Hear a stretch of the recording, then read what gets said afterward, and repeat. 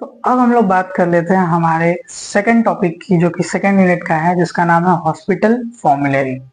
इसको तो समझना और आसान है। इसमें क्या है कि हॉस्पिटल फॉर्मुलरी एक ऐसी मैनुअल है जिसमें ड्रग्स के बारे में इंफॉर्मेशन लिखी हुई है, और ये मैक्सिममली ड्रग सेंटर्ड ही होती है। हॉस्पिटल के लोगों के लिए, हॉस्पिटल के लोगों द्वारा ही बनाई जाती है। बस इतना ही था इसका कॉन्सेप्ट। ये सारे जो छोटे छोटे टॉपिक्स हैं, सब दो दो नंबर के क्वेश्चंस में आपको देखने के लिए मिलने वाले हैं। क्या कह रही है definition? It is a manual that contains summary of drug information of selected number of drug. ये क्या है? एक मैनुअल टाइप है हॉस्पिटल की, जिसके अंदर समरीज है, छोटी छोटी, मतलब ड्रग्स के बारे में उनकी बातें छोटे में लिखी हुई है, of selected number of drug. जो भी सिलेक्टेड ड्रग्स होंगी, जो बार बार यूज हो रही होंगी या जिनका यूज करना थोड़ा ध्यान से करना होता है, वो सारी ड्रग्स की जो समरी इंफॉर्मेशन, ये एक मैनुअल टाइप हॉस्पिटल में उसके अंदर लिखी होती है। It is usually drug centred and the information is usually arranged in a therapeutic group. अब जो भी इंफॉर्मेशन है सब ड्रग सेंटर्ड रहेगी, और उसके थेराप्यूटिक यूज के हिसाब से ही उस इंफॉर्मेशन को उसमें लिखा जाता है। बस यही है, सिंपल सी डेफिनेशन है, 2 नंबर में आती है, उससे ज्यादा कहीं नहीं पूछेगी। उससे ज्यादा पूछेगी तो मैं थोड़ा बहुत आपको थियरी के रूप में बता ही दे रहा हूं। अब ये तो हो गई। अब ये इसके अंदर होगा क्या, कैसे कैसे इसको बनाएंगे, कैसे इसके कंटेंट्स रहेंगे? पहला टाइटल पेज रहेगा, name of the member of the PTC. PTC मतलब फार्मेसी थेराप्यूटिक काउंसिल। ये आगे एक टॉपिक है, इसको भी अच्छे से ऐसे ही पढ़ेंगे। देन टेबल ऑफ कंटेंट्स, जो टेबल ऑफ कंटेंट्स बनाएंगे, information about the hospital policy, hospital की क्या क्या पॉलिसीज है, क्या लिखा रहता है, उसके बारे में अंदर लिखेंगे। देन आता है product accepted to use in the hospital. कौन कौन से प्रोडक्ट हैं जो एक्सेप्ट किए जाते हैं हॉस्पिटल में यूज करने के। An appendix. अब इसके अंदर भी छोटे छोटे छोटे टॉपिक्स हैं जो कि मैंने नहीं लिखा है, मैं आपको नोट से देख के बता देता हूं। तो देखो, टाइटल पेज वगैरह तो हो गया। पॉइंट 4 के बाद से क्या कह रहा है? Information on the hospital policies and product concerning. इसके अंदर क्या क्या आता है? The pharmacy and therapeutic committee of hospital, उसके बारे में भी लिखा रहेगा। Objective and preparation of formulary system, जो भी फॉर्मुलरी सिस्टम है उसके ऑब्जेक्टिव्स क्या हैं वो भी उसमें मेंशन रहेंगे।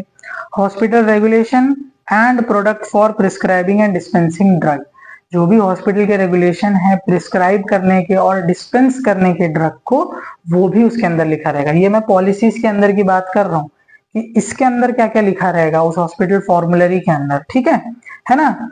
देन क्या आ रहा है कि the hospital product service and procedures, जो भी हॉस्पिटल के सर्विस और प्रोसीजर्स हैं, क्या काम होना है, कैसे काम होना है, वो भी इसके अंदर ही लिखा होता है। मैं फिर से बोल देता हूँ क्या है। पीटीसी कमिटी के बारे में, ये फॉर्मुलरी सिस्टम का ऑब्जेक्टिव क्या है वो लिखा रहता है, ठीक है। हॉस्पिटल के रूल्स एंड रेगुलेशन क्या है फॉर प्रिस्क्राइबिंग, ड्रग को प्रिस्क्राइब करना और डिस्पेंस करने के लिए जो रूल्स हैं वो भी इसमें मेंशन रहते हैं। देन क्या कह रहा है कि हॉस्पिटल फार्मेसी की सर्विस और प्रोसीजर, जो हॉस्पिटल फार्मेसी होती है, जब हमने फर्स्ट टॉपिक पढ़ा, उसका सर्विस और प्रोसीजर क्या है वो भी उसके अंदर लिखा रहता है। And lastly how to use the formulary, इस फॉर्मुलरी का इस्तेमाल कैसे करना है वो भी उसमें मेंशन रहता है, ठीक। देन बात करते हैं इसकी पॉइंट नंबर 5 की, जो क्या कह रहा है कि the product that are accepted in the hospital. अब item added and deleted from previous edition, अगर कोई प्रीवियस एडिशन में से आइटम को ऐड किया गया है या डिलीट किया गया है तो वो भी मेंशन रहेगा हमारे हॉस्पिटल फॉर्मुलरी में, ठीक है। इस पॉइंट के अंदर आता है, अगर कोई चीज ऐड हुई है या डिलीट हुई है तो उसको हम उसमें मेंशन करेंगे। देन क्या कह रहा है? Generic brand name cross reference list, अगर किसी ड्रग का जेनरिक नाम भी है, ब्रांड नेम भी है, तो हो सकता है कोई नया अगर आया है तो वो कंफ्यूज हो जाए, है ना। हमें तो जेनरिक नेम ही पता होता है, ब्रांड नेम वो हल्का फुल्का ट्विस्ट कर देते हैं तो कंफ्यूज ना हो जाए कोई, इसलिए वो भी उसमें मेंशन रहता है। क्योंकि ऑब्वियसली टॉपिक क्या कह रहा है कि product accepted and use in the hospital, कौन कौन सी चीजें एक्सेप्ट और यूज की जा रही है वो उसमें मेंशन होता है। इसीलिए एक ब्रांड नेम और रेफरेंस नेम की भी एक लिस्ट दी गई रहती है, ठीक। Pharmacological therapeutic index with relative cost codes. अब थेराप्यूटिक इंडेक्स की बात हम लोग ने कर रखी है, वो जो विंडो टाइप बनाते हैं, जो छोटा बड़ा, छोटा रहेगा तो नैरो हो जाएगा, वो अच्छा नहीं है, बड़ा है तो ठीक है। तो कौन सी ड्रग का थेराप्यूटिक इंडेक्स नैरो है, किसका ज्यादा है, ये भी उसमें मेंशन रहता है। सो दैट जब हम दवा दे रहे हो तो हम भी थोड़े सीरियस रहें एंड देने के पहले हमारे जो एक्शंस है वो कंट्रोल में रहें, है ना। हो सकता है कि अगर कोई नैरो थेरेप्यूटिक इंडेक्स वाली ड्रग है एंड हम उसको बिना मॉनिटरिंग के दे दे तो प्रॉब्लम क्रिएट करेगा। नेक्स्ट टॉपिक यही है, थेराप्यूटिक ड्रग मॉनिटरिंग। कौन सी ड्रग को मॉनिटर करने की जरूरत पड़ती है? यही वाली ड्रग को, जिनका थेराप्यूटिक विंडो छोटा होता है उन्हें हमें अलग से मॉनिटर करना पड़ता है, वही हम अगले टॉपिक में देखने वाले हैं। Then description of the formulary drug product and pharmacological therapeutic classes. कौन सी क्लास की ड्रग है, कैसी ड्रग है, कैसा काम करेगी, वो भी इसके अंदर उस ड्रग के बारे में मेंशन रहेगा। देन अपेंडिक्स में क्या कह रहा है, central service equipment and supply list, जो भी सप्लाई लिस्ट है वो मेंशन रहेगी।